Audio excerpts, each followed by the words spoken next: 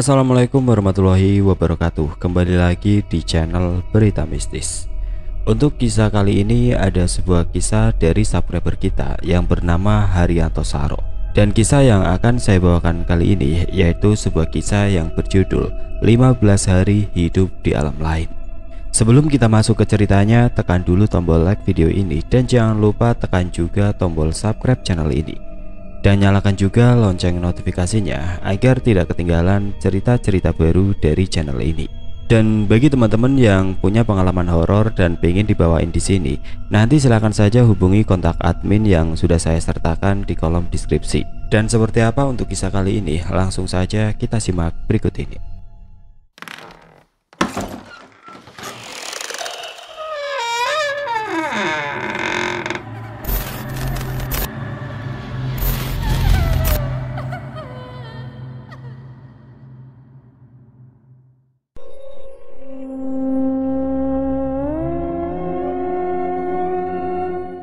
Kenalkan, namaku Dewi, seorang mahasiswi di salah satu universitas di Sulawesi Selatan. Umurku 24 tahun. Di sini aku menceritakan sebuah pengalaman yang bisa dibilang horor dan banyak misteri di dalamnya. Cerita ini berawal saat usiaku masih 18 tahun. Tepatnya saat aku masih duduk di bangku kelas 3 SMK. "Wih, hari kelulusan ntar kita ngedaki gunung yuk," ucap temanku Aldi. Aldi merupakan salah satu sahabatku karena kami bersekolah di sekolah yang sama saat masih duduk di bangku SD sampai naik di bangku SMK. Dia merupakan siswa yang populer di kalangan siswi di sekolahku.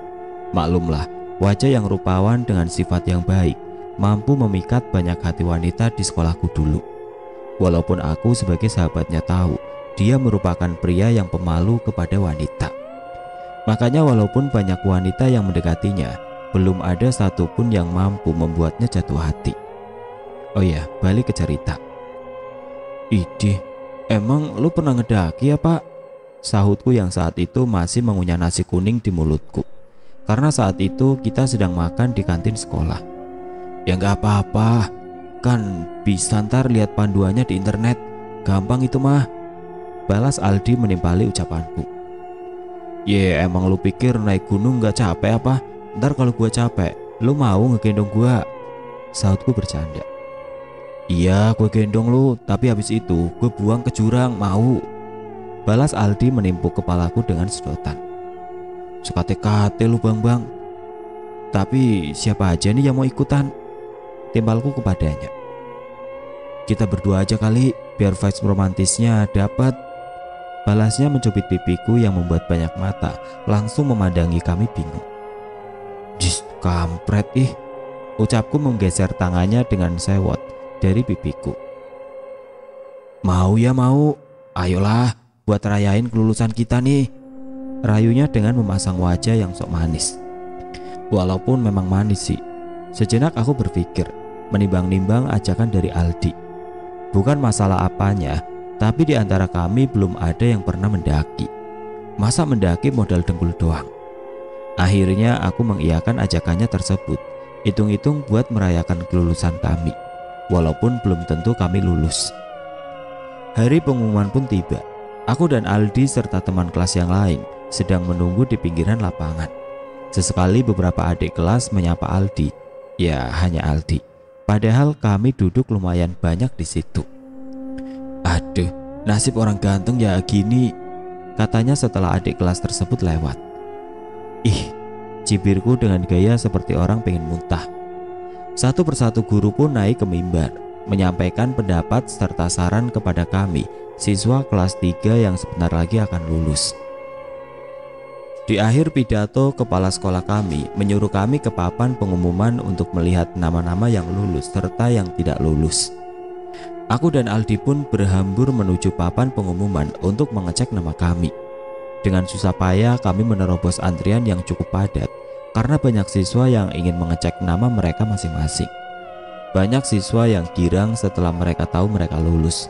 Namun tidak sedikit pula yang menunjukkan wajah sedih, bahkan ada yang sampai menangis setelah sampai di depan papan pengumuman. Aku dan Aldi pun berjibaku mencari nama kami. Aku lihat Aldi melompat setelah melihat namanya berada di deretan siswa yang lulus. Sebaliknya, aku masih sibuk mencari namaku. Aku melompat kegirangan setelah tahu aku juga lulus. Refleks, aku pun melompat kegirangan dan memeluk Aldi. "Kak, ada apa ya?" Aku tercengang saat mendengar suara dari orang yang aku peluk, bukanlah suara Aldi. Aku melepaskan pelukan dan memandang wajahnya. Spontan aku mundur dan langsung malu semalu-malunya, karena ternyata orang yang aku peluk itu bukanlah Aldi. Dengan menutup wajah, aku langsung menerobos antrian dengan tergesa-gesa karena malu. Melihat sebagian siswa menertawaiku, setelah lolos keluar antrian, aku celingak-celinguk mencari keberadaan Aldi. "Woi, sini!" Aku lihat Aldi melambaikan tangan di depan pos satpam. Segera aku berlari menghampirinya. "Lu kok pergi gak ngajak gua sih?"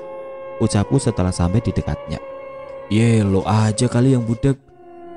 Udah aku tanya berapa kali, lu gak nyaut. Ya gua pergilah," balasnya lalu menaiki motornya. "Lu mau kemana?" tanyaku. "Ayo naik." "Katanya mau ngedaki kan?" sahutnya lalu mengenakan helm. "Waduh, seriusan nih?" tanyaku memastikan. "Udah naik aja sih Wi, gak usah banyak tanya." Paksanya menarik tanganku untuk naik ke jok belakang motornya. Tidak bisa menolak, aku pun menuruti permintaannya itu. Banyak pandangan siswi yang seperti iri melihatku berboncengan dengan Aldi. Padahal kan emang aku dan dia sudah seperti adik dan kakak. Walaupun sesekali perasaan kagum muncul di benakku, dan selalu aku tepis dan mengatakan pada diriku sendiri bahwa Aldi adalah sahabatku, tidak akan ada yang berubah. Motor Aldi pun melaju, menerobos padatnya lalu lintas di kota Makassar. 20 menit kemudian, Aldi berhenti di depan toko yang bertuliskan penyewaan alat mendaki. Kami pun masuk dan mencari-cari alat yang kami butuhkan nanti. Setelah mendapatkan semua yang kami butuhkan, Aldi mengajakku ke kafe terlebih dahulu. Padahal rasanya aku sangat capek, hanya ingin segera pulang dan tidur. "Ayo ke kafe dulu," ajaknya saat kami sudah di jalan. "Ngapain sih, capek aku," balasku malas. "Ayo, gue yang traktir," ucapnya sambil memandangku dari kaca spion. "Ayo," balasku sumringah. "Katanya kagak mau, pas bilang ditraktir langsung semangat," ucapnya geleng-geleng kepala. Dia pun langsung menancap gas menuju sebuah kafe yang sering kami kunjungi sepulang sekolah. Setelah sampai, Aldi langsung memarkirkan motornya dan menggandeng tanganku menuju ke dalam kafe. Sejenak beberapa mata memperhatikan kami. Aku melihat seorang wanita yang memperhatikan kami dengan wajah yang kurang suka. Aku mengingat kembali di mana aku pernah melihatnya. Aku mencolek Aldi, memberinya kode. Aldi pun menoleh ke wanita tersebut, lalu membuang muka. Wanita itu tampak menundukkan wajahnya setelah melihat respon Aldi yang seperti itu. Dia adalah Rahmi, salah satu siswi yang pernah dekat dengan Aldi, tapi ditinggalkan oleh Aldi setelah ketahuan menjelek-jelekanku di kalangan siswi lain. Aldi langsung memegang tanganku dan memilih bangku yang agak jauh dari tempat Rahmi duduk. Sejenak aku memandang Rahmi. Dia segera ke kasir dan melengos pergi dengan wajah yang masam. Lu sengaja ya Al buat bikin dia cemburu? Berarti gua dibuat jadi bahan panas-panasin doang," ucapku setelah Rahmi telah keluar dari kafe tersebut. Sejenak Aldi menghembuskan nafas berat, seperti sedang memikirkan sesuatu. "Lu kenapa sih Al?" tanyaku kembali sambil menatapnya. "Enggak apa-apa kok Wi, udah minum dulu Ki, jusnya keburu dingin," balasnya tanpa menjawab pertanyaanku. "Ya kan jus emang dingin Bambang," ujarku. "Gua sebenarnya pengen cerita Wi, tapi ntar dikiranya gua aneh atau apalah," terangnya kembali sembari meminum kopi susu yang dia pesan. Tidak lupa dia mengeluarkan sebungkus rokok dari tasnya dan membakarnya.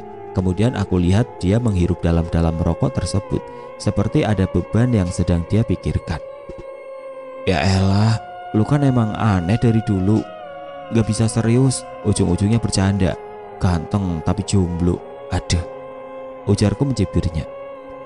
"Jomblo gini tapi lu suka kan? Buktinya lu gak pernah nolak pas gua ajak pergi. Lu suka ya sama gua? Jujur aja sih Wi," terangnya sambil menatapku dengan memincingkan mata. Meminta jawaban dariku. Aku tersedak di berondol pertanyaan seperti itu. Enggak apa sih? Jawabku memalingkan pandangan.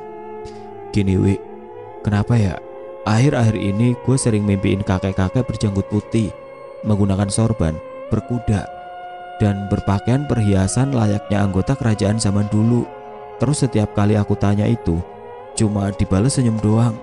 Anehnya lagi, itu gue mimpi itu udah beberapa kali. Ceritanya panjang lebar. Aku sejenak berpikir, mengartikan cerita dari Aldi barusan. Aku agak ragu, karena biasanya Aldi tidak bisa serius bila kita sedang berdua seperti ini. Bisa jadi itu cuma karena lu belum mandi wajib sih. Jawabku bercanda mengomentari ceritanya tersebut.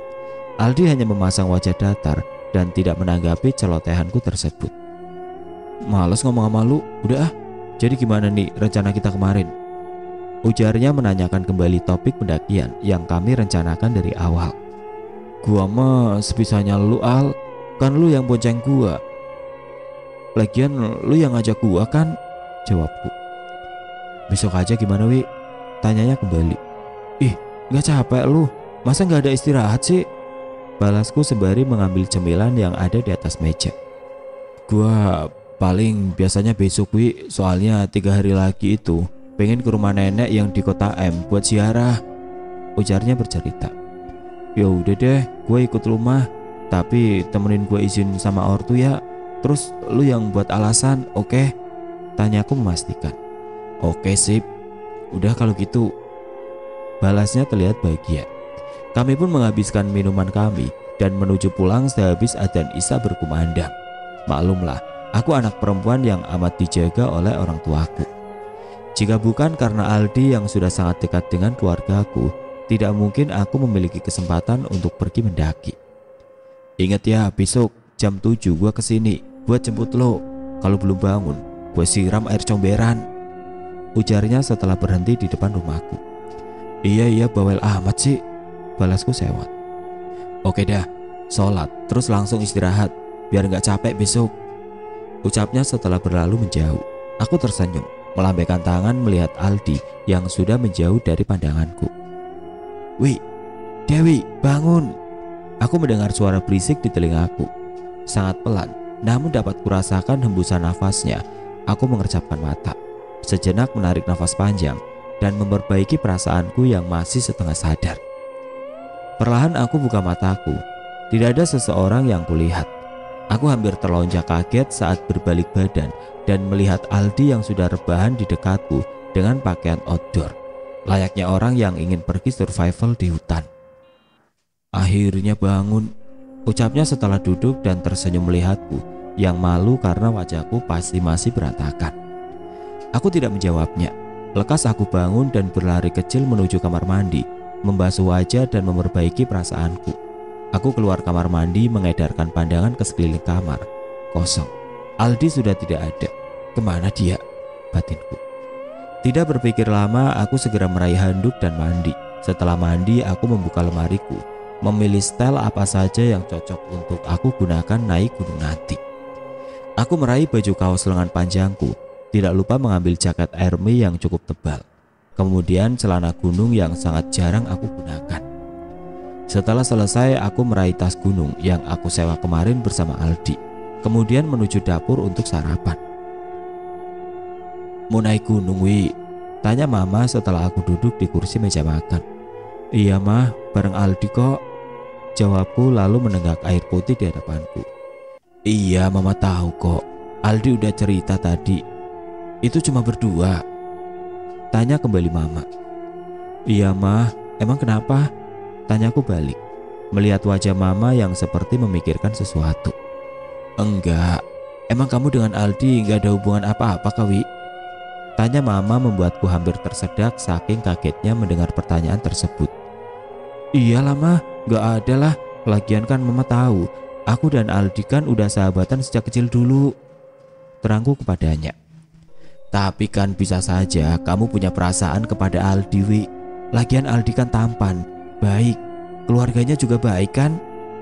Ujar mama yang membuatku salah tingkah dibuatnya. Buru-buru aku menghabiskan makanan di piringku dan pamit ke teras untuk menemui Aldi. Bukan tidak sopan, Tapi aku takut mama melihat wajahku yang sudah memerah. Sesampainya di teras, aku melihat Aldi sedang menikmati kopi dan sebatang rokok sembari merapikan kembali tali sepatunya. Sapaku berdeham di dekatnya. Dia melonjak kaget dan membuatku tertawa melihat ekspresinya yang lucu. "Ngagetin tau Wi, aku kira bidadari tadi, ternyata kamu," ujarnya saat aku sudah duduk di dekatnya. "Aduh, masih pagi udah gombal, gak mempan," balasku. "Iya deh, iya. Sudah siap kan kamu?" tanyanya. "Udah dong," jawabku. "Ini udah jam 7:30 loh, padahal katanya bangun jam 7, ujarnya kembali. "Namanya juga tidur Al, mana bisa lihat jam," terangku kepadanya. "Iya deh, cewek mas selalu benar kan. Jadi langsung berangkat nih?" tanyanya lagi sembari menghabiskan kopi yang sisa setengah gelas. "Boleh, emang mau kemana dulu?" jawabku kemudian balik bertanya. "Paling ke Indomaret dulu buat beli logistik sama cemilan buat di atas ntar," terangnya lalu berdiri meraih helm kemudian menyodorkannya kepadaku. Aku kemudian pamit ke ibu. Tidak lupa aku memberitahu ibu untuk memberitahukan hal ini ke ayah.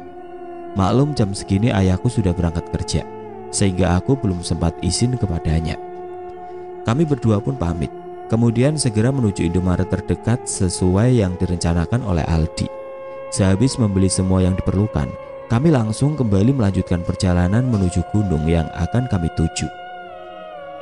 Ya, Gunung Bawangkaraeng yang terletak di Kabupaten Goa, Sulawesi Selatan. Gunung tersebut memiliki ketinggian kira-kira 2700 mdpl. Walaupun tidak setenar seperti gunung-gunung di Jawa, namun bagi kami warga sekitar, gunung tersebut bisa dijadikan ikonik wilayah kami. Bawangkaraeng sendiri memiliki arti mulut Tuhan atau Raja. Kami telah sampai di pos atau base camp di jalur pendakian Bawangkaraeng via Lembana. Ya, via paling mudah buat pemula seperti kami berdua.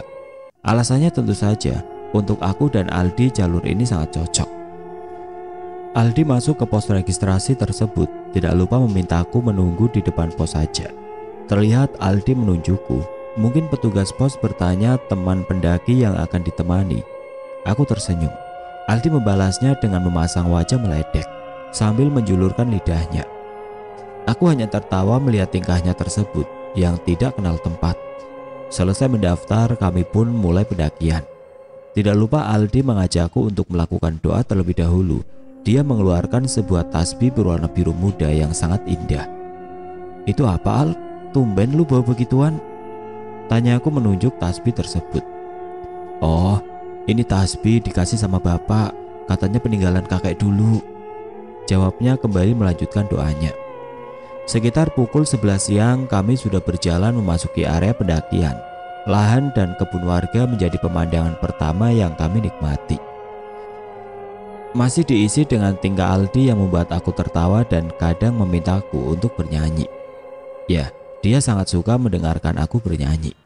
Entah apa yang dia suka, padahal bagiku suaraku tidaklah bagus. Setiap kali aku bertanya, dia hanya menjawab suaraku bisa menenangkannya. Sudah beberapa pos aku dan Aldi lewati, dan pemandangan sekarang sudah berbeda dari pemandangan pertama yang kami lihat.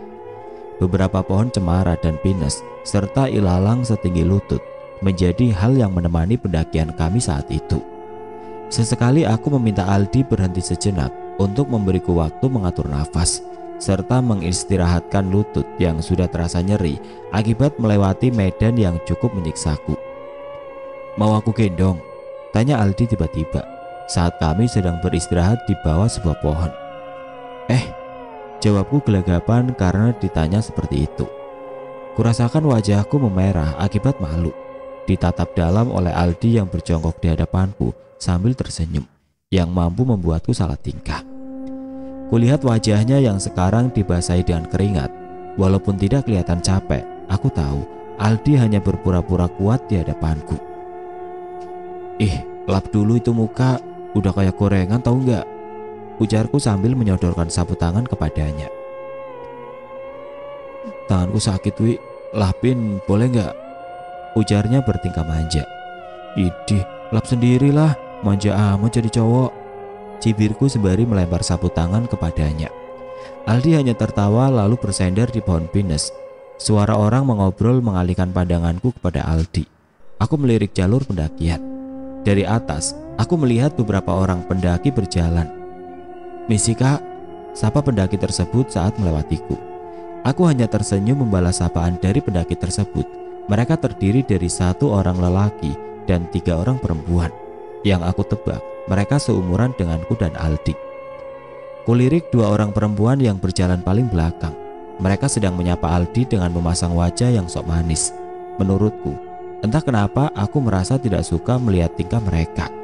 Aldi membalas sapaan mereka dan malah menyuruh mereka beristirahat dulu. "Idih, cari muka banget," nyinyirku dalam hati. Melihat tingkah Aldi, kedua orang perempuan tersebut pun memanggil temannya yang sudah berjalan duluan di depan dan meminta mereka beristirahat dulu. Salah satu perempuan tersebut langsung duduk di dekat Aldi dan menawarkan cemilan yang mereka bawa. Aku saat itu merasa orang pinggiran yang tidak dianggap. "Wih, sini gabung," saut Aldi memanggilku sambil melambaikan tangan. "Iya, aku di sini saja," balasku datar lalu memalingkan muka. "Itu pacarmu kak?" Aku dengar salah satu dari perempuan tersebut bertanya kepada Aldi. "Oh bukan, itu temanku," jawab Aldi, mampu membuat dadaku terasa agak sesak. Memang benar apa yang dikatakan Aldi, aku hanya teman. Tapi kenapa aku merasa tidak terima? Aku menarik nafas panjang, mencoba menstabilkan perasaanku. Selang beberapa menit, aku mengajak Aldi melanjutkan perjalanan dengan alasan waktu sudah sore. Padahal sebenarnya aku tidak tahan mendengar serta melihat tingkah kedua pendaki perempuan tersebut yang seperti baru melihat laki-laki saja. "Udah cukup istirahatnya, Wi?" tanya Aldi saat aku sudah berdiri. "Iya udah, ayo udah sore nih," ujarku lalu berjalan tanpa menunggu Aldi. Wi, tunggu," panggil Aldi. Aku tidak menoleh, terus berjalan, membuat Aldi buru-buru pamit ke para pendaki tersebut, lalu mengambil carrier dan segera berlari mengejarku. "Astaga Wi, ditinggalin gitu aja," ucap Aldi saat sudah berjalan sejajar denganku. "Ya udah, balik situ aja sono, biar gue jalan sendiri aja," balasku memasang wajah masam. "Kamu cemburu Wi?" tanyanya. "Idih, apaan sih?" sautku. Aldi hanya tersenyum, lalu berjalan di depanku. "Iya Al, gue cemburu," kataku dalam hati. Tidak mau Aldi tahu hal tersebut. Bukan jual mahal, tapi aku tidak mau hubungan kami sebagai sahabat akan rusak apabila aku mengikuti perasaanku tersebut. Sekitar pukul 5:30 sore kami telah sampai di pos 7. "Gimana nih Wi, kamu sanggup jalan malam kah? Sisa 1 jam doang kok, ntar bisa ngecamp di pos 8. Terang Aldi saat kami beristirahat di pinggir jalur saat itu. "Gua nggak apa-apa kok," jawabku masih dengan nada cuek. "Ya udah deh, kita sholat dulu kalau gitu. Gue jadi imam lu, kan itu yang lu mau?" ucap Aldi sembari memasang wajah meledek. Nggak tahu apa, orang lagi emosi juga malah dipercandain. "Ih, apa sih?" ujarku melengos dan memalingkan wajah. Menatap ke jalur atas yang mulai terlihat gelap, Aldi mengeluarkan sebotol air mineral lalu mengambil air wudhu. Setelah itu dia menyodorkan botol air tersebut yang tersisa setengah. Aku segera mengambil air wudhu dan mengganti baju yang aku kenakan karena sudah dibasahi keringat.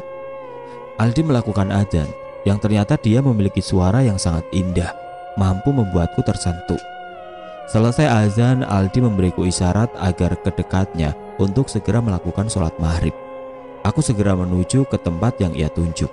Hatiku berdebar, membayangkan apabila nanti Aldi benar-benar menjadi imam sholatku. Walaupun aku tidak tahu pasti apakah Aldi juga memiliki perasaan yang sama terhadapku. Sholatku terasa lebih khusyuk karena diiringi lantunan ayat suci Aldi yang sungguh membuatku adem. Selesai sholat, Aldi langsung mengulurkan tangannya kepadaku. Tanpa sadar, aku meraih tangannya, menempelkan ke dahiku. Aku baru sadar saat Aldi tertawa. Aku langsung menutup muka dan berbalik badan, saking malu aku dibuatnya. "Cie, yang bayangin ku jadi imamnya," Ledek Aldi masih dengan tawa yang membuatku semakin salah tingkah. Ih, pede amat, bukan gitu. Itu tuh namanya adab, Al. Adab ke orang yang lebih tua. Alasanku mengeles. Ya elah, lu itu yang kalau ngambek kayak nenek lampir, tahu nggak? Ujar Aldi lalu berdiri kembali, menggulung matras yang kami gunakan tadi untuk sholat. Selesai sholat, kami kembali melanjutkan perjalanan. Aldi segera memasang senter di kepalanya, lalu menyodorkan satu lagi senter kepadaku. Mau dipasangin gak? Tanyanya. Bisa sendiri, jawabku lalu meraih senter di tangannya. Ingat, jangan jauh dari gua. Ini udah malam, takutnya kita tersesat, ucapnya mengingatkan. Aku tidak menjawab, hanya memberinya isyarat untuk segera melanjutkan perjalanan. Suasana maghrib menjelang malam bagiku sangatlah mencekam. Seandainya tidak gengsi, aku sangat ingin menggandeng tangan Aldi agar rasa takutku bisa berkurang. Namun aku tidak mau, dia meledekku lagi. Tiba-tiba aku merasakan nyeri yang teramat di perutku. Lalu sesuatu cairan aku rasakan keluar dari kemaluanku. Itu adalah darah haid. Aku tidak menduga aku akan datang bulan di waktu dan tempat yang seperti ini. Untung saat itu tanpa sengaja aku membawa pembalut di tas selempang yang kubawa. Al, berhenti dulu, gua mau buang air, ujarku kepada Aldi yang saat itu tengah sibuk menyenter ke atas jalur. Dia kemudian berhenti. Bisa sendiri kan? Tanyanya lalu menghampiriku. Iya, gua bisa kok. Lu tunggu gua di sini. Awas kalau ninggalin, ancamku. Takut amat ditinggalin sama gua, ujarnya. Kembali dengan tingkahnya, aku menjawabnya hanya dengan picingan mata yang mengancam. Dia lalu memalingkan muka dan pura-pura bersiul. Aku segera mencari tempat untuk membasuh dan menggunakan pembalutku. Tidak jauh dari posisi Aldi, namun masih aman dari jangkauan matanya, yang walaupun aku tahu Aldi tidak mungkin melakukan hal seperti itu. Setelah memasang pembalut dan membuangnya di semak-semak sekitarku, aku ingin segera beranjak. Namun tiba-tiba terdengar suara di balik semak tempatku membuang pembalut. Aku yang penasaran segera mengecek suara tersebut. Aku mengibaskan semak dan mengarahkan senter ke arah suara tersebut. Aku terhenyak saat melihat noda cairan merah kehitaman membasahi semak tersebut. Segera aku mencari pembalut yang aku buang tadi, namun pembalut tersebut sudah hilang. Hanya bekas darah yang membasahi semak-semak yang aku dapati. Aku menyenter bekas noda darah tersebut yang ujungnya mengarah ke atas pohon. Tubuhku kaku saat senterku menangkap sebuah sosok hitam dan berbulu pekat yang memiliki mata merah bersinar. Suara dari makhluk tersebut sambil menjilati pembalut yang dipenuhi darah di ujung kukunya. Aku tidak bisa apa-apa, tubuhku kaku dan tidak bisa digerakkan. Lu ngapain? Ujar Aldi sambil menyentuh pundakku. Aku kaget lalu tubuhku jatuh ke tanah karena kaki yang tidak kuat menahan tubuhku yang kaku. Dewi, lu kenapa? Tanya Aldi memangku badanku yang lemes.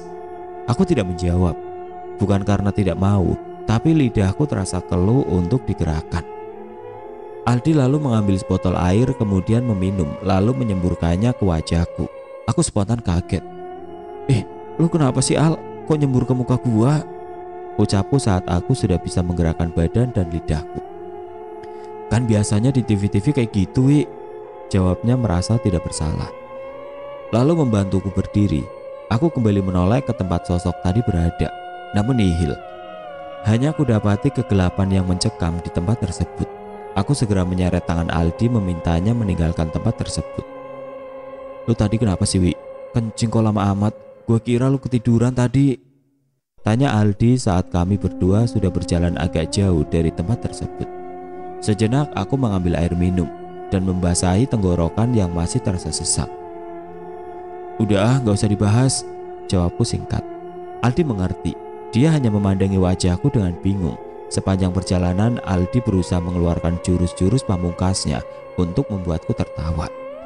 Namun bayangan makhluk tersebut masih membekas jelas di pikiranku, sehingga aku tidak terlalu menanggapi candaannya.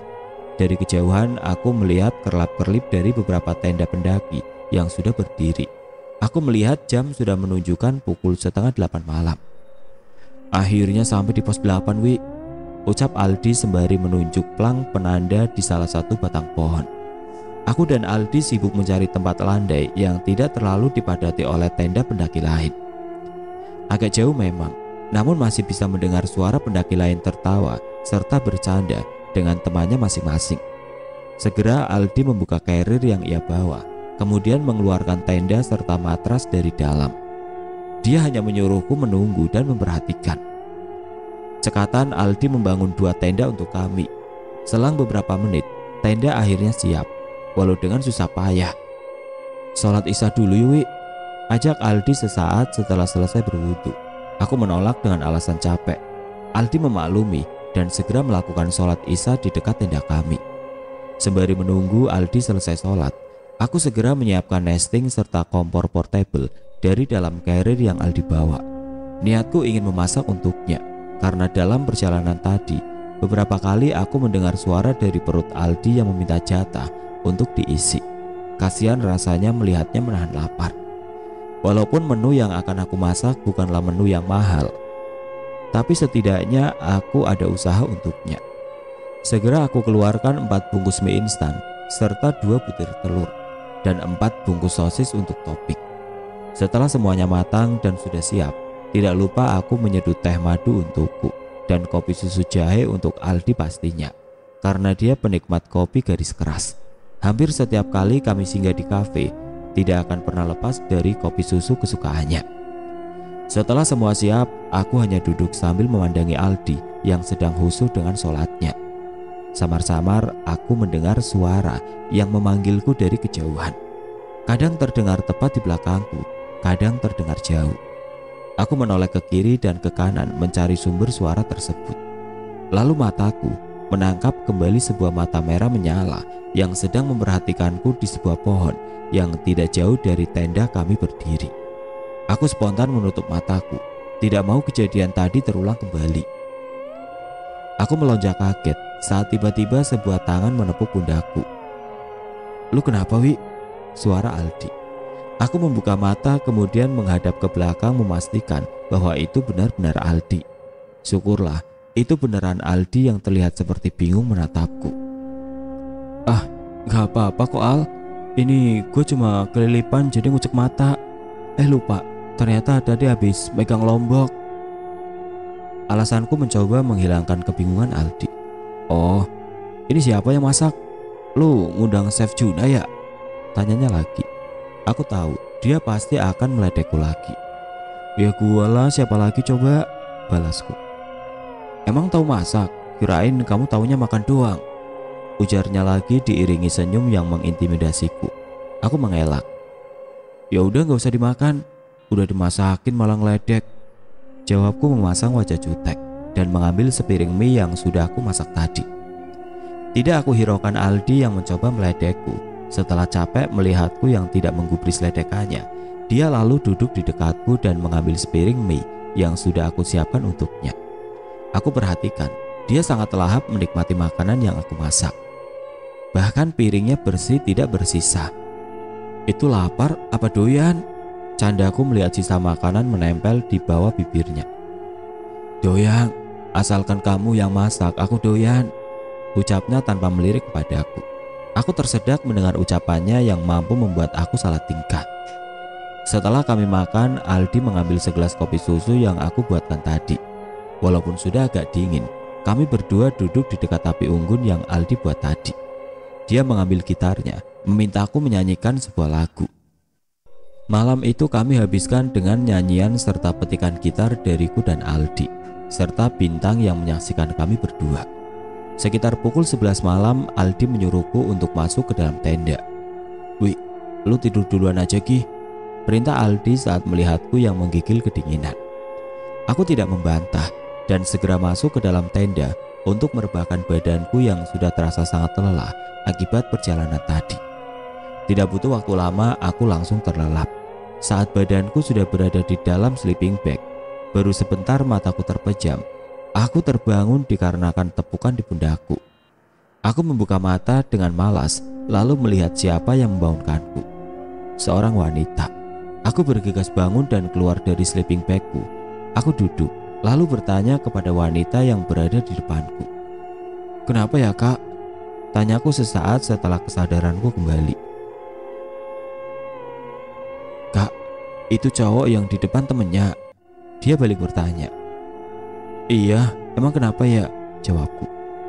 "Mending kakak keluar dulu," ucapnya lalu bergegas keluar.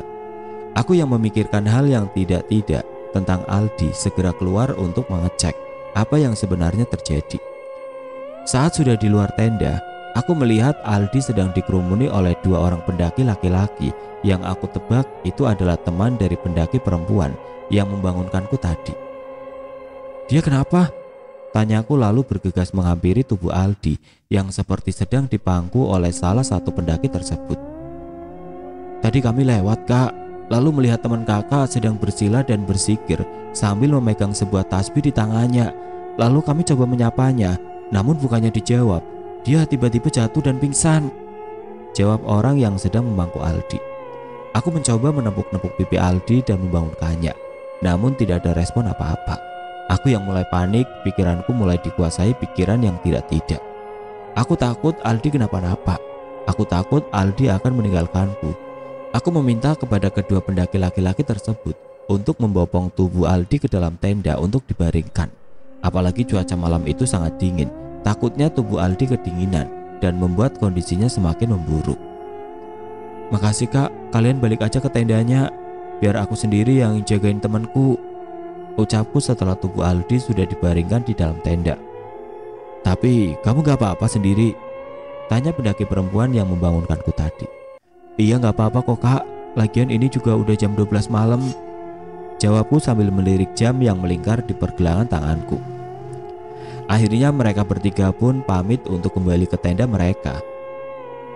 Aku hanya bisa terduduk pasrah melihat Aldi yang masih tidak sadarkan diri. Sekali lagi aku coba memanggil namanya, aku tepuk-tepuk pipinya, namun masih tidak ada respon apa-apa. Tidak sadar air mataku keluar. Aku menangis tidak bisa membayangkan apabila terjadi sesuatu kepada Aldi.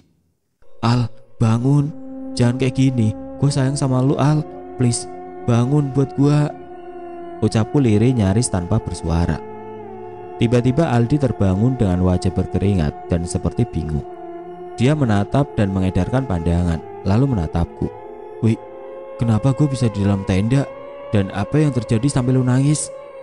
tanyanya setelah meneguk air minum yang aku berikan. "Tadi lu pingsan, Al.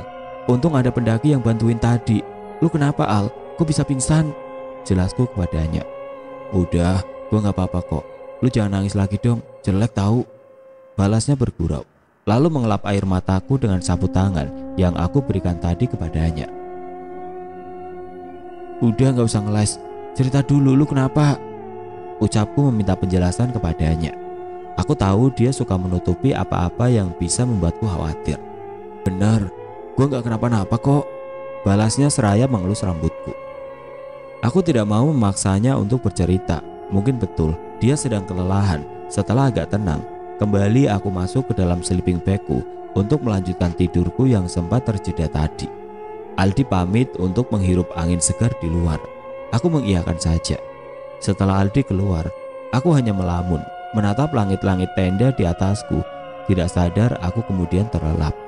Di dalam tidurku inilah awal aku merasakan sesuatu yang bahkan tidak pernah aku bayangkan sebelumnya.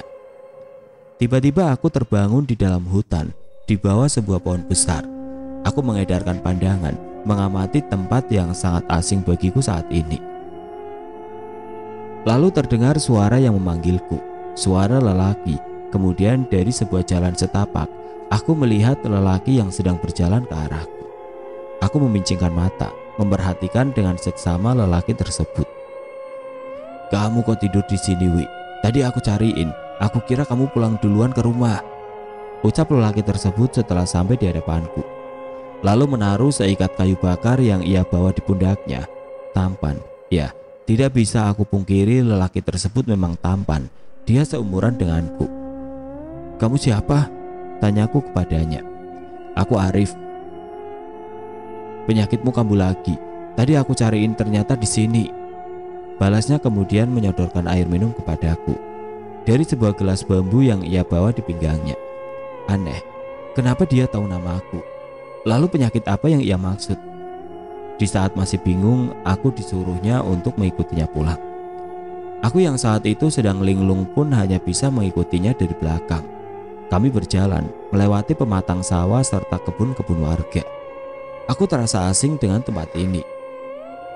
Kenapa aku bisa berada di sini? Padahal seingatku tadi aku sedang mendaki dengan Aldi. Sebuah tempat atau tepatnya desa dengan nuansa yang masih sangat asri, yang berada dekat dengan hutan dan gunung, pematang sawah yang terhampar luas, serta sungai-sungai yang mengalir dengan tenang, membuatku merasakan kenyamanan. Banyak warga desa yang menyapaku dan lelaki yang berada di sebelahku. Sesekali membalas sapaan mereka dengan anggukan kepala. Dia menggandengku menuju sebuah rumah yang sederhana berdindingkan papan, namun terlihat bersih dan sejuk karena pekarangan depan yang ditanami berbagai macam bunga-bunga hias. Aku berdecak kagum, tahun berapa ini? Aku kira sudah tidak ada lagi rumah dan desa yang seperti ini, seperti pemandangan tempo dulu yang sering terpampang di dalam lukisan. "Kamu kenapa?" tanya lelaki tadi karena melihatku terdiam di halaman depan. "Enggak apa-apa kok," jawabku masih memperhatikan bunga mawar yang tumbuh dengan subur. "Kamu suka bunga kan? Semua bunga ini kan kamu yang tanam sendiri," ucapnya lagi. Bagaimana mungkin aku yang menanam bunga ini? Padahal aku sendiri baru pertama kali menginjakkan kaki di desa ini. Aku berusaha mengingat-ingat kembali, tapi tidak membuahkan hasil. Kemudian keluar seorang ibu parubaya yang aku taksir berumur 45 tahunan, menggunakan kebaya layaknya pakaian yang sering dipakai oleh orang-orang dulu. Ibu tersebut kemudian tersenyum dan menyuruhku masuk. "Nah Dewi, dari mana saja? Ibu khawatir tadi, kirain kamu kenapa-napa," tanya ibu tersebut. Aku tidak bisa menjawab karena memang tidak tahu harus menjawab apa. "Penyakit Dewi kambuh lagi, Bu. Tadi aku temuin dia habis pingsan di dalam hutan," jawab Arif yang mencoba menjelaskan. Aku lalu digandeng masuk oleh ibu tersebut. Aku memasuki ruangan depan yang hanya diisi dengan 2 kursi bambu panjang dan sebuah meja yang terbuat dari potongan kayu gelondongan. Ibu tersebut kemudian menyuruhku masuk ke dalam kamar untuk beristirahat. Aku ditunjukinya sebuah kamar yang tidak memiliki pintu, hanya seuntai kain yang digantung untuk menutupi pemandangan di dalamnya. Aku yang masih pusing dan lelah hanya mengiyakan, walaupun masih bingung dan penasaran siapa mereka. Aku masuk ke kamar tersebut, lalu merebahkan badan di sebuah dipan kayu yang tertutup tikar dengan bantalan yang diisi dengan kapuk tipis. Sejenak aku termenung. Otakku bekerja ekstra memikirkan kejadian ini. Apakah ini nyata atau hanya mimpi? Tanpa sadar aku terlelap. Dalam tidur aku memimpikan Aldi sedang terlihat di dalam sebuah tenda sembari mengguncang-guncangkan badanku, berusaha membangunkanku. Ya, itu adalah tubuhku, masih lengkap dengan pakaian yang aku kenakan sebelum tidur. Aku yang berdiri di samping tubuhku berusaha memanggil Aldi, namun Aldi tidak mendengarnya, sama sekali tidak mendengarnya. Aku coba menyentuh tubuhnya, tapi tidak bisa. Tanganku seolah menembusnya. Aku kenapa? Apa aku sudah mati? Aku mulai panik. Beribu pertanyaan bersarang di kepalaku. Setelah semua usahaku sia-sia, aku hanya bisa terkulai lemas. Aku menangis sesekukan di samping tubuhku. Tiba-tiba aku seperti terhisap sesuatu. Pandanganku berputar, lalu gelap. Aku terbangun lagi saat sebuah tangan mengelus pipiku. "Nak, bangun, makan dulu. Ibu udah siapin makanan," ucap suara tersebut. Aku bangun lalu terduduk, mengerjapkan mata. Aku lihat di sampingku, ibu atau lebih tepatnya ibu dari Arif sudah terduduk sembari mengelus-ngelus rambutku. "Bangun, mandi dulu, terus makan.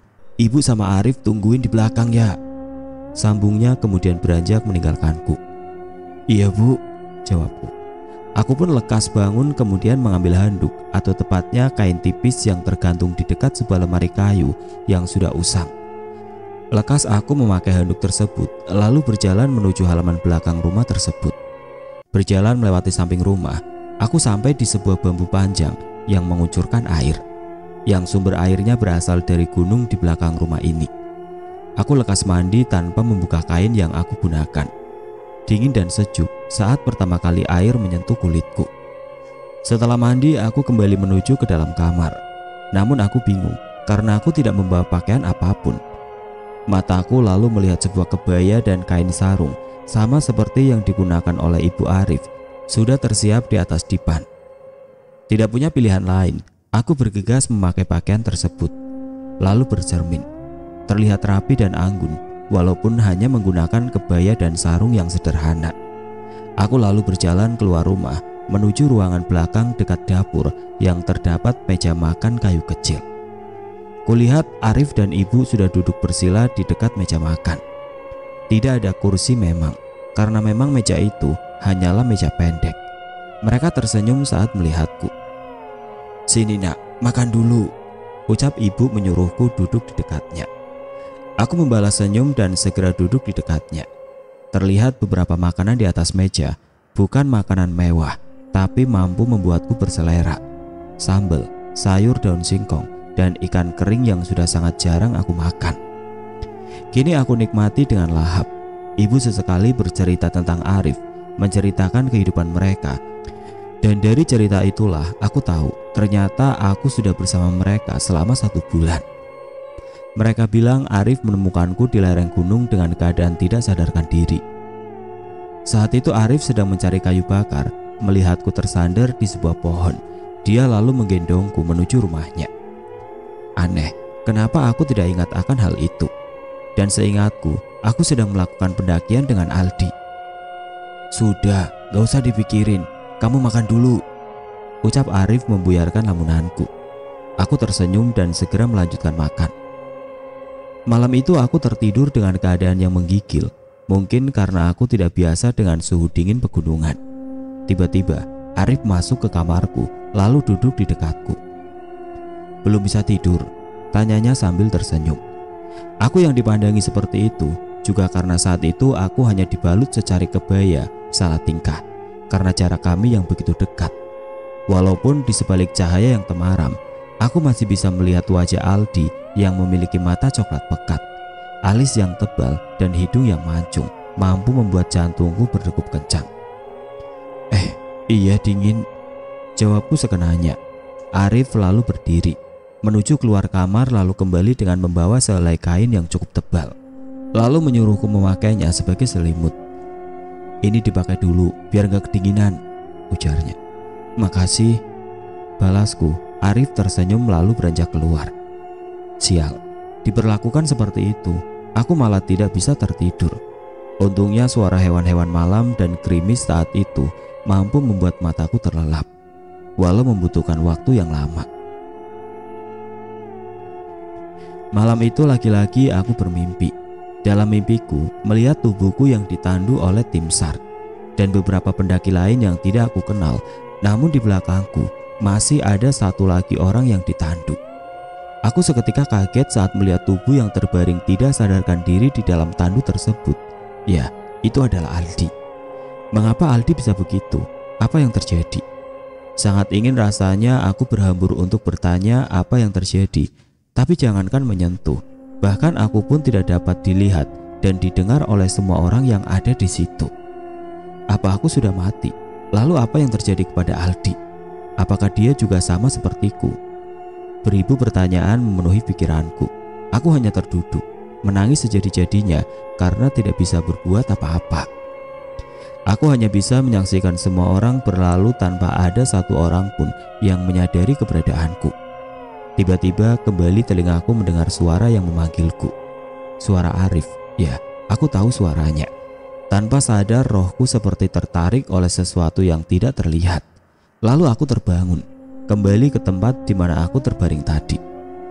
Kubuka mataku, kulihat Arif yang menepuk-nepuk pipiku. Aku duduk, kemudian memandangnya bingung. "Kamu mimpi buruk?" tanyanya. Aku tidak menjawab, masih bingung dengan keadaan sekarang. "Aku tadi mendengarmu menangis, makanya aku membangunkanmu," ucapnya sembari menyodorkan segelas air putih. Aku meneguknya. Setelah keadaanku membaik, aku mulai bercerita kepada Arif tentang mimpiku itu. menjelaskan tentang apa yang terjadi. "Sudah, lupakan saja itu. Jangan menganggapnya terlalu serius," balasnya lalu mengelus kepalaku. "Sudah jam berapa sekarang?" tanyaku. "Ah, jam? Entahlah, tapi di luar sudah agak terang," jawabnya. "Mau ikut ke sungai mencari ikan?" sambungnya lagi. "Baiklah, aku mau," balasku. Segera aku bangun kemudian.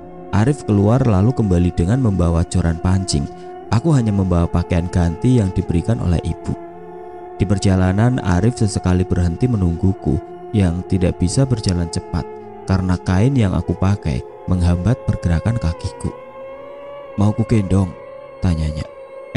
Nggak usah, aku bisa kok. Tapi jalannya jangan cepet-cepet," balasku. Bukannya tidak mau. Aku malu apabila dilihat oleh warga sekitar yang saat itu sudah banyak warga yang berada di kebun mereka masing-masing. Selang beberapa menit kami sudah sampai di sungai. Terlihat beberapa ibu-ibu yang sudah berada di situ terlebih dahulu. Ada yang sedang mandi, ada yang sedang mencuci pakaian mereka. "Kamu mau ikut aku gabung dengan ibu-ibu di situ?" tanyanya ketika melihatku terdiam. "Aku ikut kamu saja," jawabku. Arif kemudian menggandengku lalu masuk lebih dalam ke sungai, agak jauh dari posisi ibu-ibu tersebut. Setelah sampai, Arif menyuruhku untuk segera mandi sambil menunjuk bagian sungai yang terlihat agak dangkal. "Kamu gak ngintip kan?" tanyaku karena melihatnya tidak beranjak dari posisinya. "Kenapa memang? Sedikit saja kok," balasnya sembari tersenyum licik. "Ih, jangan," ucapku memicingkan mata.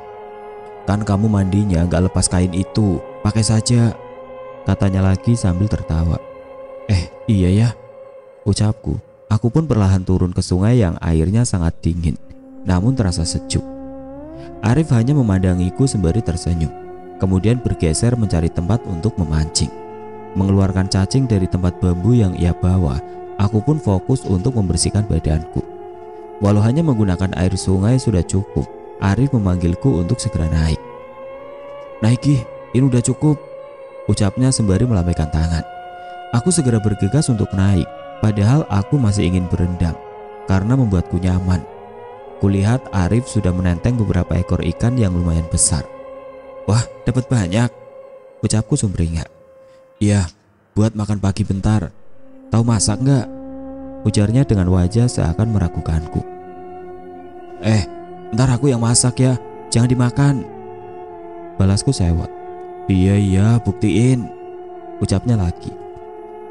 Lalu berlalu sambil tertawa, aku mengikutinya dari belakang. Sesampainya di rumah, aku langsung bergegas ganti baju, lalu berjalan ke dapur untuk memasak ikan yang didapat Arif. "Bu, biar aku saja yang memasak," ucapku kepada ibu yang sedang memasak nasi.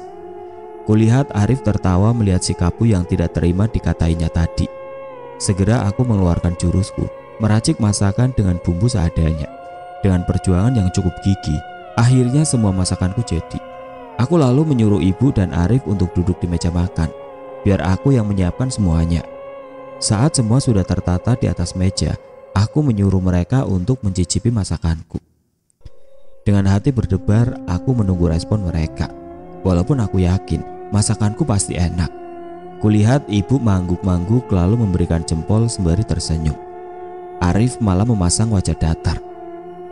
"Kenapa? Nggak enak?" tanyaku memastikan. Dia hanya menggumam sembari mengunyah makanan di mulutnya. Jawab paksaku. Gumamnya lagi. "Enak gak Arif? Jawab bikin penasaran saja," ujarku sewot karena penasaran dengan responnya. "Arif, Nadewi, jangan dimain-mainin kayak gitu," ucap ibu menasihati anaknya tersebut. "Saking enaknya aku sampai gak bisa bilang apa-apa," ujar Arif sembari tersenyum. Aku membalas senyumnya lalu beranjak duduk untuk ikut bergabung dengan mereka. Sembari makan, aku tidak henti-hentinya memuji masakanku sendiri. Sampai-sampai aku tersedak dibuatnya. "Nih, diminum dulu, jangan ngomong kalau lagi makan," ucap Arif sembari menyodorkan air minum. Lekas aku mengambil lalu meneguk air minum tersebut sampai habis. Setelah makan, ibu menyuruhku untuk duduk dengannya di ruang depan. Ada apa, Bu? Tanyaku setelah duduk di kursi kayu dekatnya. Dewi, Ibu mau bilang sesuatu, ujarnya. Iya, Bu, bilang saja, Dewi dengerin kok, balasku. Pertama, ini demi kebaikan kamu dan Arif. Daripada kalian begini terus tanpa ada ikatan yang mengikat kalian, lebih baik kalian menikah saja, ujar ibu dengan tatapan serius. Aku menelan ludah, tidak tahu harus menjawab apa. Namun kuakui aku sudah mulai punya perasaan kepada Arif karena sikap baiknya kepadaku. Lalu Arif keluar dari kamarnya, memakai sarung dan baju yang entah dari mana dia dapat. Baju kemeja bercorak batik berwarna biru muda makin menambah kegagahan yang ia miliki. Dia lalu duduk di dekatku, ikut bergabung menyimak. Ibu juga sudah tanya Arif, katanya dia setuju-setuju saja. Lagian ibu juga sudah tua, ada baiknya ada yang mengurus Arif, menggantikan ibu, ujar ibu menyampaikan isi hatinya. Aku tersentuh, ya benar, mereka hanya hidup berdua, Arif yang selalu menjaga ibu dan begitupun sebaliknya. Namun aku masih berasa berat untuk menerima ini, karena aku merasa ada sesuatu yang hilang dari diriku. Maaf Bu, bukannya Dewi gak mau, tapi Dewi butuh waktu. Dewi janji akan memberikan jawabannya secepatnya, balasku tidak enak hati. Aku memegang tangan Arif, kurasakan jemarinya yang dingin dan bergetar sembari menundukkan kepala, tidak mau menatap wajahku. Tanpa sekata-kata pun, aku lalu beranjak ke kamar. Tidak mau membahas hal ini terlalu jauh, aku tertidur dalam keadaan hati yang runyam. Terlalu banyak misteri yang aku rasakan saat ini. Hari berlalu, aku menjalani hidup bersama Arif dan ibu. Hubunganku dan dia pun sudah dekat, selayaknya keluarga. Sesekali ibu menanyakan perihal pernikahan kami, tapi aku selalu menjawab untuk menunggu. Perasaan suka dan nyaman pun semakin aku rasakan bersamanya, sampai-sampai aku lupa dengan Aldi. Ya, bahkan mimpi yang sering datang itu sudah tidak pernah aku alami lagi. Namun pada suatu hari, saat aku sedang menanam sayur di kebun ibu bersama Arif, telingaku mendengar suara yang memanggil-manggil namaku. Aku berhenti dari kegiatanku dan mencari sumber suara tersebut. Aku mengenali suara itu, Aldi. Ya, tidak salah lagi, itu suara Aldi. Namun di mana dia? Aku menatap jauh ke dalam hutan. Suara itu berasal dari sana. Apa Aldi ada di sana? Arif memegang tanganku saat aku ingin beranjak menuju hutan tersebut. Kamu mau kemana, Dewi? Tanyanya. Aku mendengar ada seseorang yang memanggil nama aku dari dalam sana, jawabku sembari menunjuk ke hutan tersebut. Sudah, jangan didengarkan. Itu hanya imajinasimu saja. Di situ banyak binatang buas. Jangan sekali-sekali kau mendekati hutan itu, ujarnya lalu mengajakku pulang. Suara itu tidak berhenti. Bahkan sampai di rumah aku masih mendengarnya. Namun Arif selalu bilang untuk tidak menghiraukan suara tersebut. Tengah malam aku terbangun karena mendengar suara itu lagi. Aku mencoba tidur, tapi mataku sulit untuk dipejamkan. Bergegas aku beranjak dari tempat tidur menuju dapur untuk mengambil air minum. Di luar hujan, bahkan angin malam mampu menembus sisi dinding rumah yang terbuat dari papan itu. Suara itu makin dekat kurasa dari telingaku. Dewi, Dewi, kamu di mana? Ujar suara tersebut. Karena penasaran, aku pun keluar dari rumah, berjalan menyusuri kegelapan kampung yang terasa sunyi, tidak menghiraukan rambut yang dibasahi tetesan air hujan dan dinginnya angin malam. Aku terus berjalan menuju sumber suara tersebut. Saat sampai di perbatasan hutan, ada dua pohon besar agak berbeda dari pohon-pohon yang lain. Suara itu berasal dari sana. Aku berjalan berniat melewati dua pohon tersebut, namun aku tertahan. Seperti ada sesuatu yang menghalangiku, bagaikan tembok yang tidak bisa terlihat. Aldi, aku di sini, jawabku ke suara tersebut.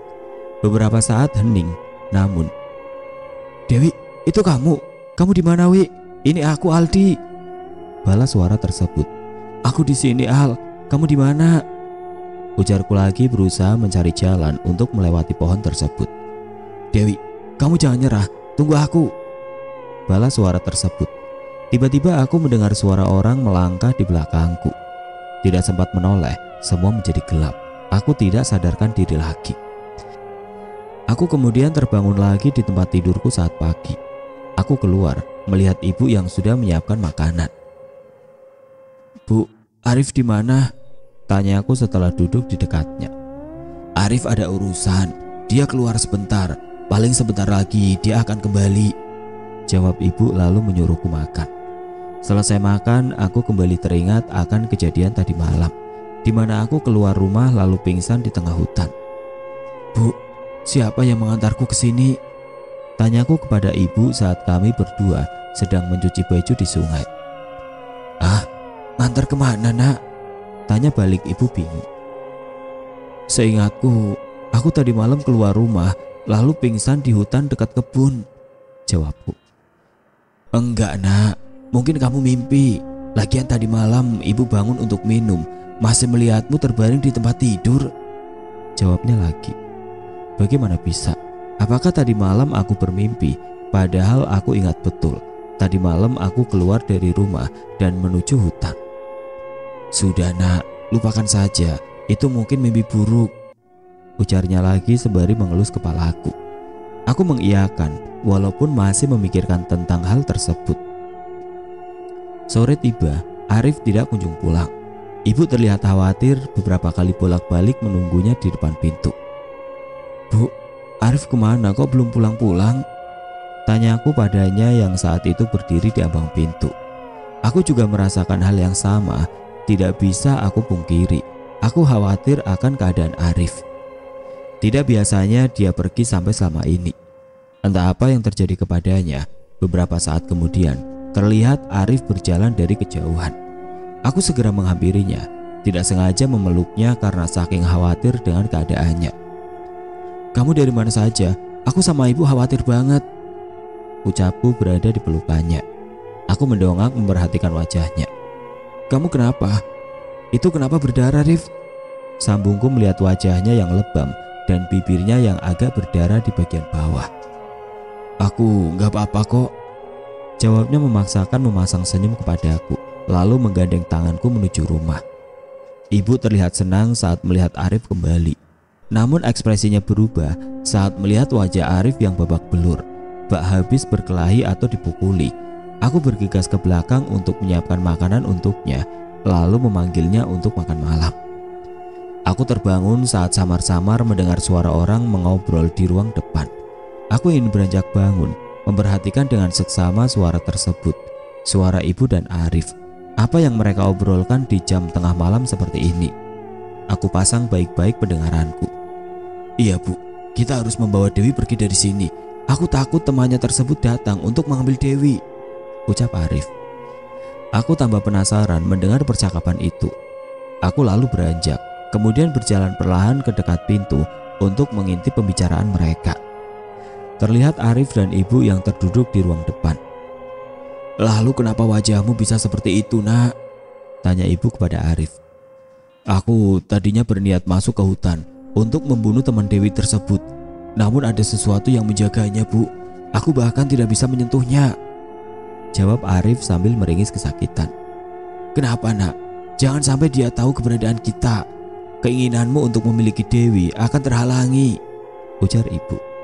Kemudian membersihkan bekas darah di bibir Arif. Aku tercengang, hanya bisa berdiri dengan keadaan amarah yang tidak terbendung. Ingin rasanya aku bertanya kepada mereka apa sebenarnya yang terjadi. Kenapa mereka membohongiku? Dan siapa teman yang dimaksud oleh Arif? Apakah itu Aldi?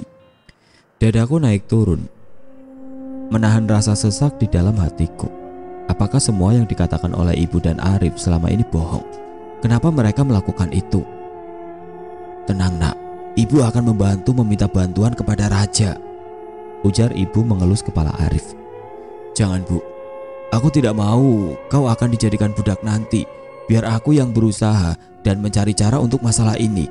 Ibu tidur saja," balas Arif mencium tangan ibunya tersebut. Aku beranjak untuk kembali pura-pura tidur.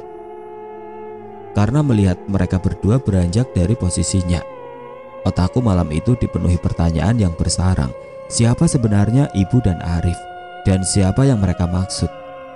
Aku hanya bisa memendam pertanyaan ini, tidak mampu mengutarakannya di depan mereka. Esoknya aku bangun kemudian beranjak ke ruang depan. Terlihat Arif dan ibu yang sudah bersiap-siap dengan membawa buntalan besar, memasukkan semua pakaian dan barang-barang mereka. Arif tersenyum saat melihatku, lalu menyuruhku mengemasi barang dan pakaianku. "Emang kita mau kemana?" tanyaku bingung. "Kita akan pindah ke keluarga ibu di kampung sana," jawab Arif. Masih malas bertanya, aku pun menurutinya, masuk ke kamar untuk mengemasi barang dan pakaianku. Setelah semuanya siap, kami pun pergi, meninggalkan rumah yang selama ini aku dan mereka tinggali. Cukup berat rasanya kami berjalan menyusuri lahan warga, serta sawah dan kebun yang terhampar luas. "Biar aku yang bawa," ujar Arif lalu meraih buntelan yang aku bawa. Padahal itu beratnya tidak seberapa. Kembali kami melanjutkan perjalanan.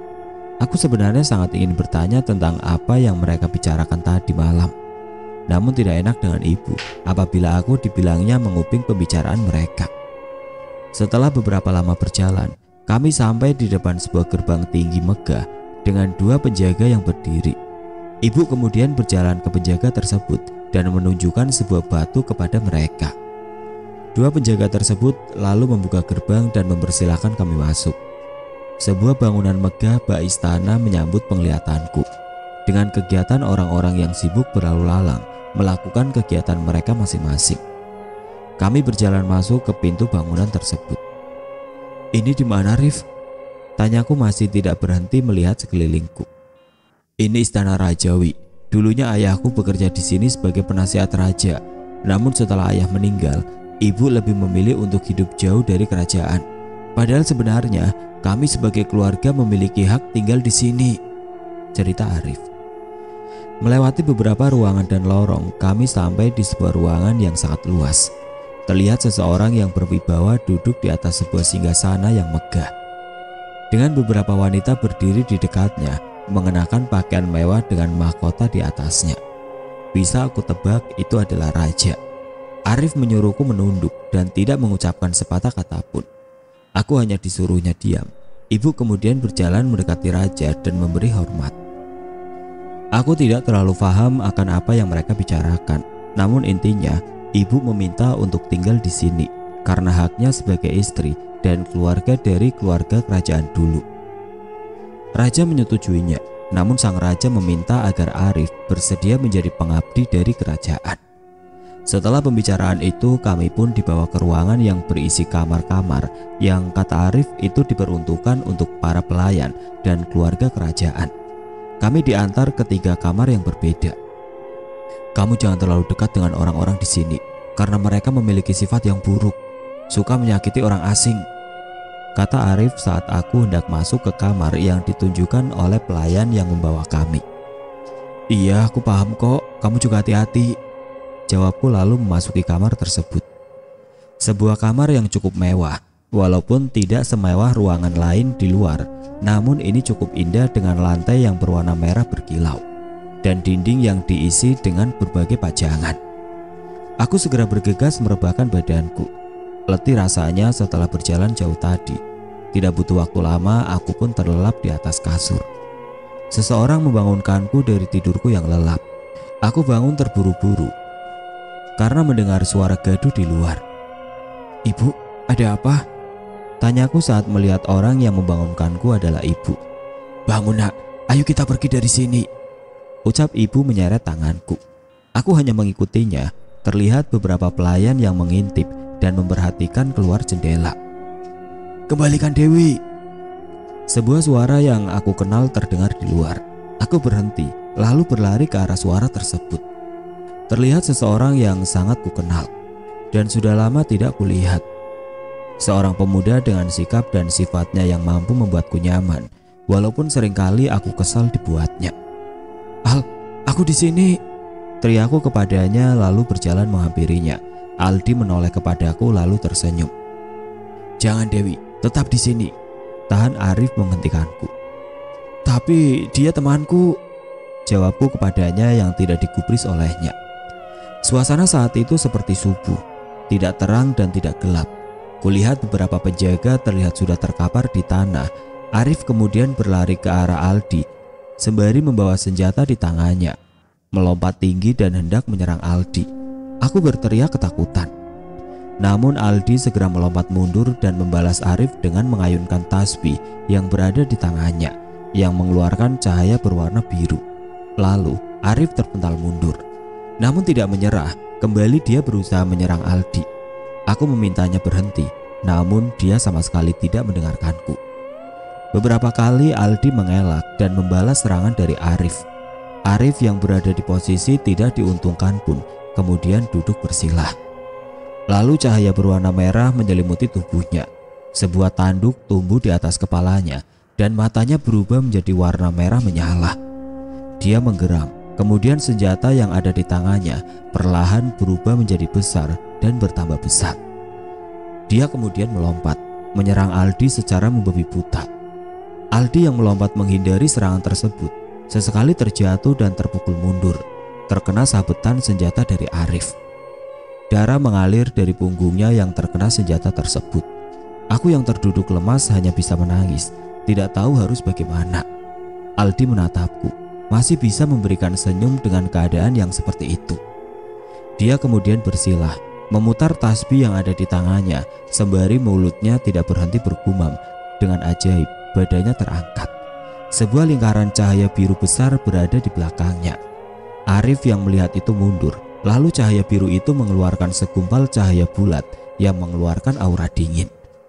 Sampai-sampai aku yang berada tidak jauh dari mereka mampu merasakan hawa dingin tersebut.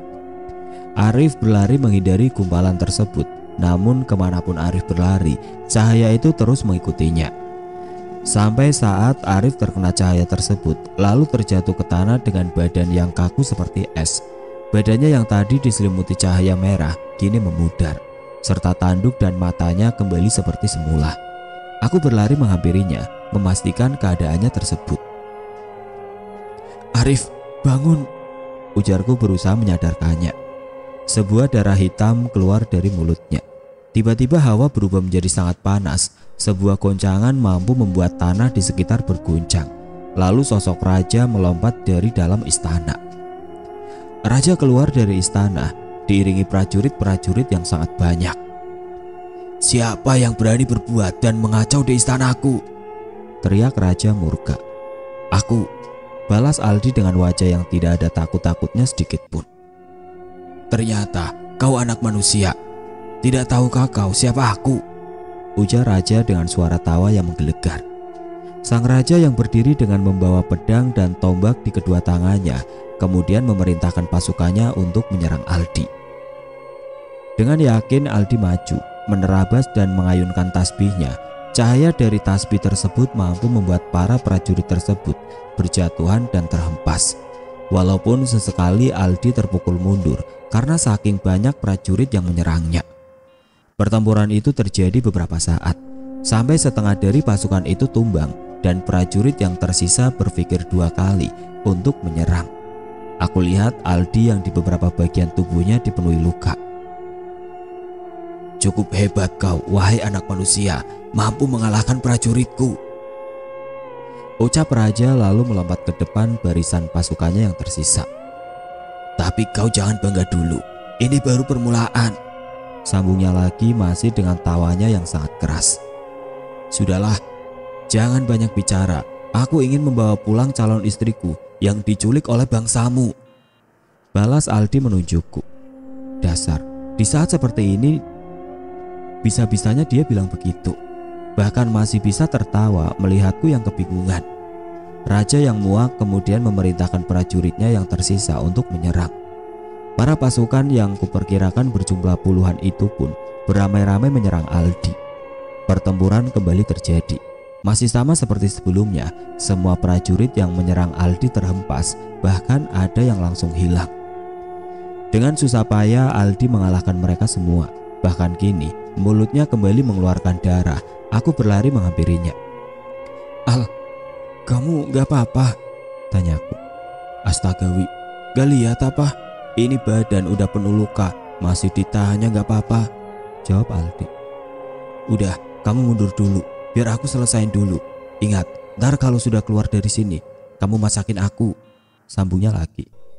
Iya pasti itu, tapi kamu janji harus hati-hati, balasku lalu beranjak mundur ke belakang dia. Sang raja yang tidak menyangka hal itu pun menerjang Aldi dengan semua senjata yang ada di tangannya. Aldi sesekali melompat dan mencoba menyerang balik, namun serangannya tidak mampu membuat raja terjatuh. Sebaliknya, Aldi yang tadinya terlihat lincah, kini gerakannya semakin lambat. Bahkan beberapa kali ayunan pedang raja membuatnya terkapar. Hanya begini kemampuanmu anak manusia. Bersiaplah, kau akan aku jadikan makananku, ujar sang raja dengan lantang. Lah, kitanya aja belum makan, malah dia mau makan gua, Wi. Aneh, balas Aldi tidak gentar dengan gertakan tersebut. Aku hanya tertawa kecil dan menyuruhnya serius dan berhati-hati.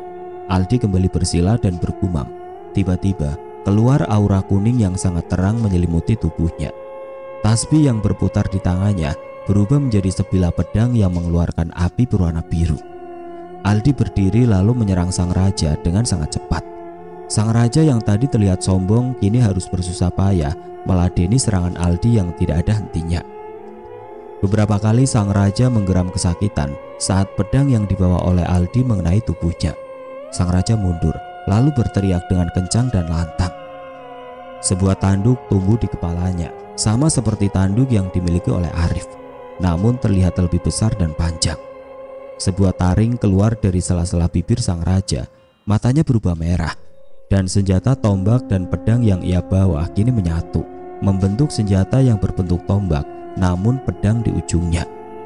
Pertempuran kembali berlanjut. Awalnya Aldi mampu mengimbangi serangan sang raja, tapi satu tusukan dari senjata sang raja membuat Aldi terhempas mundur. Dadanya mengeluarkan darah, dia berusaha bangun, namun badannya yang sudah dipenuhi luka tidak mampu menopang tubuhnya. Aku berlari menghampirinya, lalu memeluknya yang hampir tidak sadarkan diri. Al, bangun Al, ayo kita pulang, ucapku menangis sembari memeluknya. Kamu lari, Wi, kamu harus lari, ujarnya menyuruhku pergi. Gak mau, aku gak mau, kita harus pulang bareng. Ingat kan, kamu mau dimasakin, balasku. Jangan peduliin aku, kamu harus lari sekarang, perintahnya dengan darah yang mengalir di mulutnya. Aku hanya bisa menangis, tidak bisa meninggalkan Aldi yang keadaannya seperti ini. Namun tiba-tiba terdengar suara seperti langkah kaki kuda yang sangat banyak. Aku dan Aldi mencari sumber suara tersebut. Dari gerbang terlihat pasukan berkuda putih yang memasuki istana, dipimpin oleh seorang kakek berjanggut putih serta memakai sorban putih.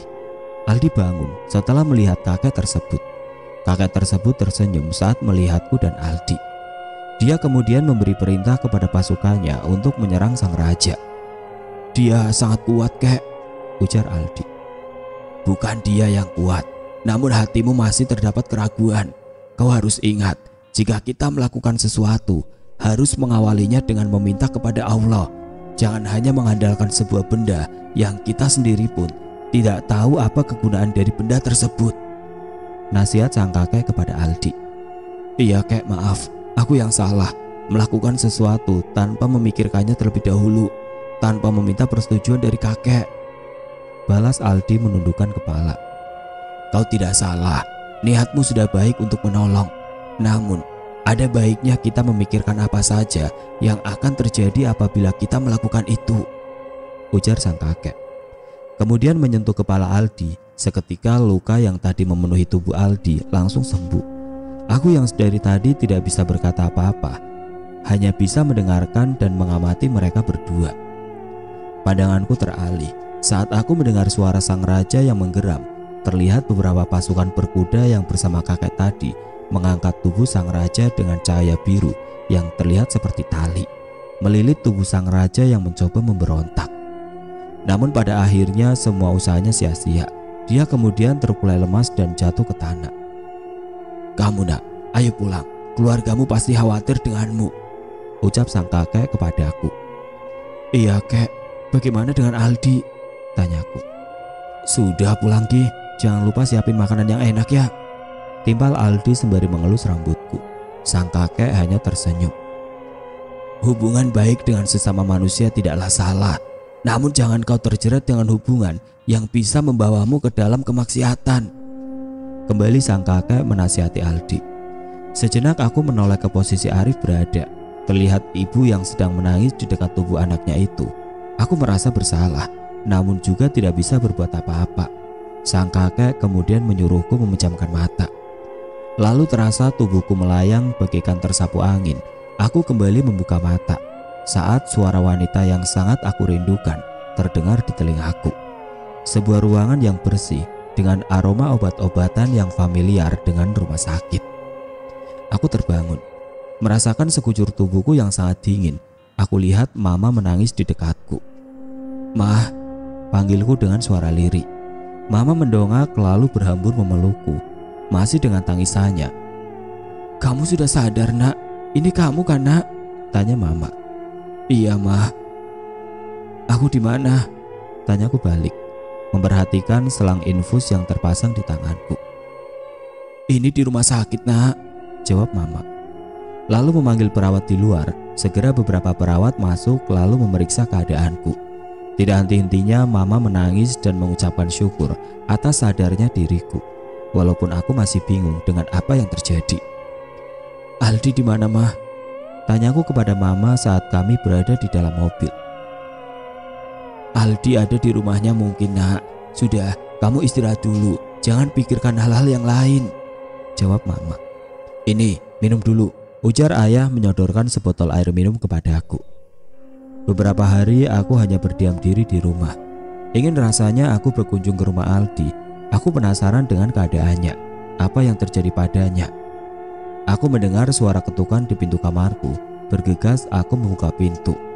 Sebuah senyum menyambutku. "Aldi, dari mana aja kamu baru datang hari ini?" tanyaku kepada pemuda yang berdiri di depan pintu kamarku. "Enggak disuruh masuk dulu?" tanyanya balik.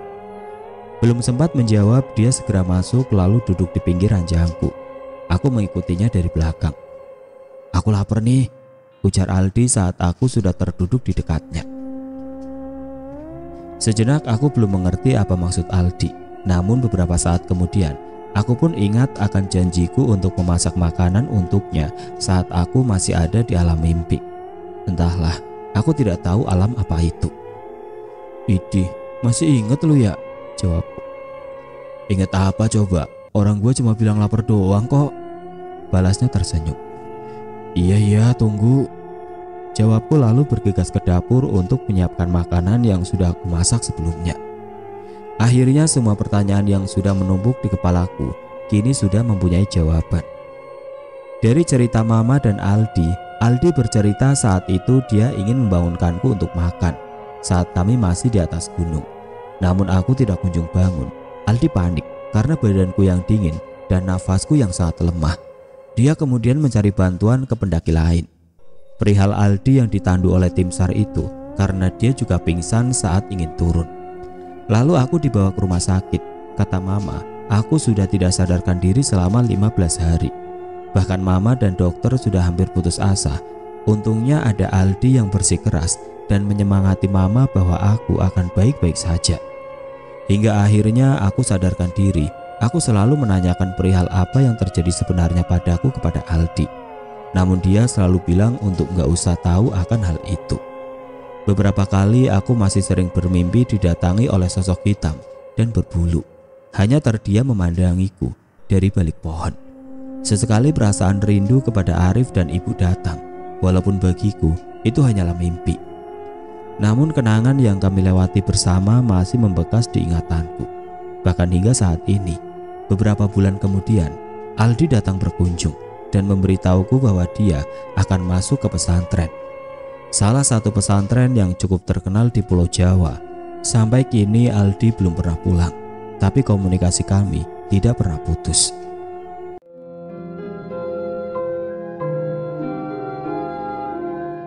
Oke teman-teman, sekian untuk cerita kali ini. Bagaimana menurut kalian tentang kisah ini?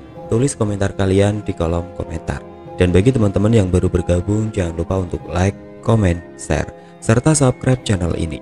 Dan nantikan kisah-kisah horor berikutnya tetap di channel Berita Mistis. Wassalamualaikum warahmatullahi wabarakatuh.